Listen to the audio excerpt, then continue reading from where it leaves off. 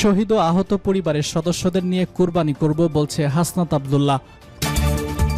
ঈদে দেশব্যাপী গোয়েন্দা নজরদারি বৃদ্ধি করেছে র্যাব। আরও থাকছে তীব্র যানজট, ঘন্টার পর ঘন্টা কেটে যাচ্ছে রাস্তায়। জানিয়ে দিব এনএসআই এর আইনি এবং প্রাতিষ্ঠানিক সংস্কার প্রয়োজন বলছে গুম কমিশন। সর্বশেষ জানিয়ে দিব ঝিনাইদহের মহেশপুরে অগ্নেয়াস্ত্র সহ যুবক গ্রেফতার। শহীদ ও আহত পরিবারের সদস্যদের নিয়ে কুরবানি করব বলছে হাসনাত আব্দুল্লাহ। জাতীয় নাগরিক পার্টি এনসিপি দক্ষিণাঞ্চলের মুখ্য সংগঠক হাসনাত আব্দুল্লাহ বলেছেন, আগামীকাল ৯টার দিকে আমরা শহীদ ও আহত পরিবারের সদস্যদের সাথে নিয়ে দেবিদ্বার নিউ মার্কেটে পশু কুরবানি করব।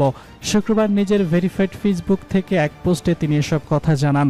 তিনি জানান, জাতীয় নাগরিক পার্টি এনসিপি দেবিদ্বার আমরা ভুলিনি আমাদের জুলাই বিপ্লবের ১৪ জন শহীদ ও ৬০ জন আহত ভাই বোনদের আত্মত্যাগ। এই পবিত্র কুরবানির ঈদে আমরা এবার তাদের পাশে দাঁড়াতে চাই আরও একটি বিশেষ মুহূর্তে। তিনি জানান, আগামীকাল সকাল ৯টার দিকে আমরা শহীদ ও আহত পরিবারগুলোর সদস্যদের সাথে নিয়ে বৈরিতা নিউ মার্কেটে পশু কুরবানি করব। তিনি আরও লিখেছেন, সংযুক্তি এবং উদ্যোগে আমরা কমিটির সদস্যদের বাইরে কারো কাছ থেকেই অর্থ সহায়তা নেইনি। কমিটির সদস্যদের অর্থায়নেই এই উপহার। ঈদে দেশব্যাপী গোয়েন্দা নজরদারি বৃদ্ধি করেছে র্যাব। পবিত্র ঈদুল আজহাকে কেন্দ্র করে নিরাপত্তা নিশ্চিত করতে প্রতি বছরের মতো এবছরও র্যাব ফোর্সেস বিশেষ নিরাপত্তা ব্যবস্থা গ্রহণ করা হয়েছে।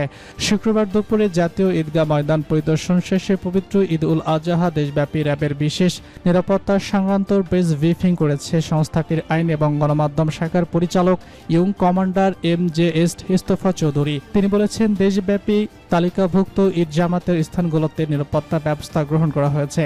সেই লক্ষ্যে জাতীয় ঈদগাহ ময়দান, বাইতুল মোকাররম মসজিদ, শোলাকিয়া ঈদগাহ, দিনাজপুর বড় ঈদগাহ ও দেশের অন্যান্য ঈদগাহে নিরাপত্তা ব্যবস্থা জোরদার করা হয়েছে। নিরাপত্তা সুইমিং করা হচ্ছে। এর আশেপাশে ওয়াচ টাওয়ার ব্যবস্থাপন, training force, mobile patrol, observation post, check point এবং সিসিটিভি মনিটরিং করা হচ্ছে। এছাড়া যে কোনো পরিস্থিতি মোকাবেলায় র্যাব কম্বো, ডিসপোজাল ইউনিট এবং ডগ কম্বো টিমকে সার্বক্ষণিক প্রস্তাব রাখা হয়েছে। তিনি আরো বলেছেন, পবিত্র ঈদ উল আজহা উপলক্ষে ঘরমুখী মানুষের নিরাপদে বাড়ি ফেরা নিশ্চিত করার জন্য সকাল bus terminal, rail station, launch terminal, ফেরিঘাটে অতিরিক্ত ভাড়া আদায়, টিকিট কালোবাজারি, অতিরিক্ত যাত্রী বহন ও হয়রানি, কলম পার্টি, চাঁদাবাজি এবং ছিনতাই রোধ প্রকল্পে তাৎক্ষণিক ব্যবস্থা গ্রহণের জন্য নজরদারি এবং টহল কার্যক্রম জোরদার করা হয়েছে। এছাড়া ঢাকামুখী পশু বহনে চাঁদাবাজি রুখতে প্রতিটি হাইওয়েতে র্যাবের নিয়মিত টহল এবং নজরদারি রয়েছে।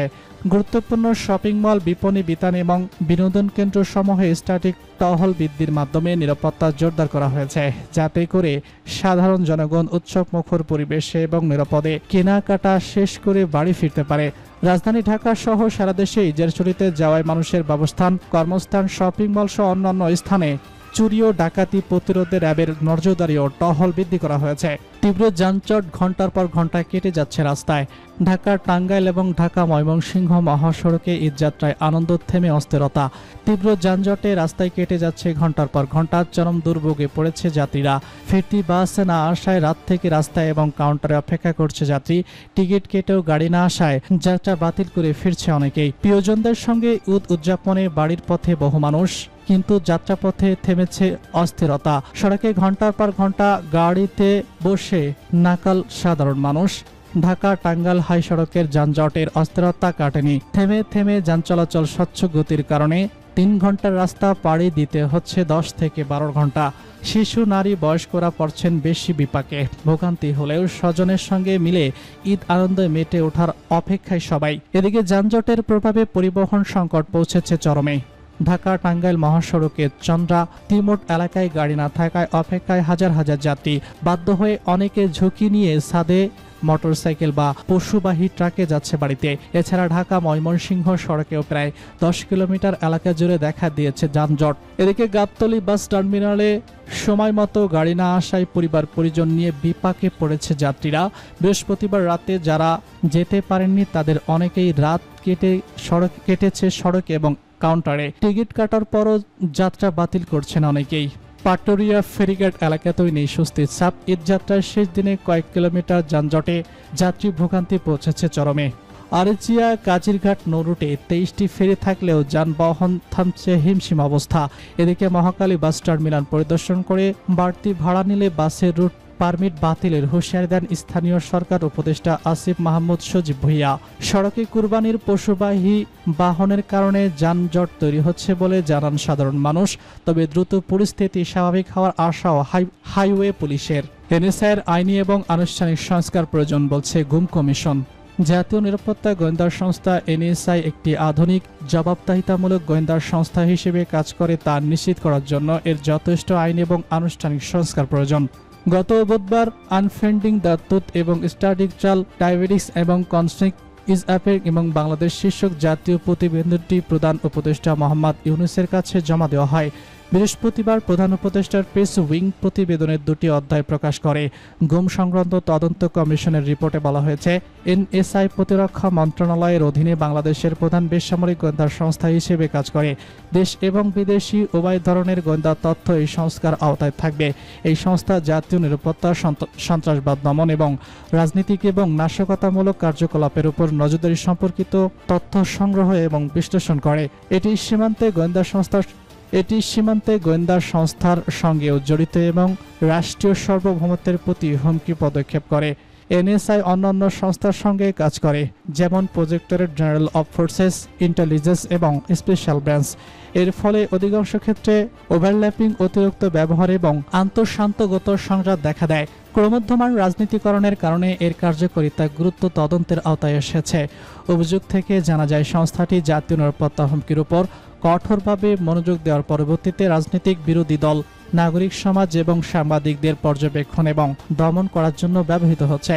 এনএসআই এর ক্ষমতা, সীমাবদ্ধতা এবং তদারকি ব্যবস্থা সংগঠিত করে এমন একটি বিস্তৃত সংবিধানসম্মত আইন ছাড়াই কাজ করে। স্বাধীন সংসদীয় বা বিচার বিভাগীয় তদবিরের অভাব রয়েছে, যা নিরস্ত্রহীন কর্তৃত্ব এবং মানবাধিকার লঙ্ঘনের সম্ভাবনা নিয়ে প্রশ্ন প্রকাশ করে। কমিশন এনএসআইকে জোরপূর্বক গুমের সঙ্গে জড়িত বলে অভিযোগ পেয়েছে। মানবাধিকার সংস্থাগুলো এটিকে নির্যাতন এবং অনন্য দুর্বলতার সঙ্গে জড়িত থাকার অভিযোগ করে, যেখানে তার কার্যক্রমের স্বচ্ছতার কারণে ভুক্তভোগীদের আইনি আশ্রয় সীমিত। যদিও এনএসআই জাতীয় নিরাপত্তা বজায় রাখার ক্ষেত্রে গুরুত্বপূর্ণ ভূমিকা পালন করে এবং সন্ত্রাসবাদ দমন এবং গোয়েন্দা প্রচেষ্টার অবদান রেখে, তবু এটি গুরুতর চ্যালেঞ্জের মুখোমুখি হয়।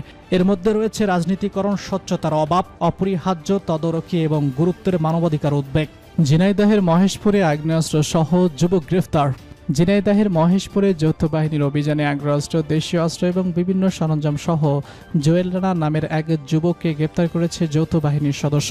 বৃহস্পতিবার ভোরে উপজেলার মহেশপুর গ্রামে অভিযান চালিয়ে তাকে গ্রেফতার করা হয়। অধিকৃত জুয়েল রানা উপজেলার গয়েশপুর গ্রামে জসিম উদ্দিনের ছেলে। যৌথ বাহিনী তার কাছে থেকে একটি ভারতীয় RG-14 মডেল রাইফেল, একটি ম্যাগাজিন, 2 রাউন্ড গুলি, একটি পিস্তলের কাভার, 3টি মোবাইল ফোন, 2টি হাসুয়া এবং একটি দা উদ্ধার করা হয়। মহেশপুর থানার ওসি সাইফুল আলম বলেছেন, গোপন সংবাদের ভিত্তিতে যৌথ বাহিনী গয়েশপুর গ্রামে অভিযান চালায়। এ সময় সন্দেহভাজন হিসেবে জুয়েল রানাকে আটক করা হয়। পরে তার বাড়ি থেকে এসব অস্ত্র এবং সরঞ্জাম উদ্ধার করা হয়।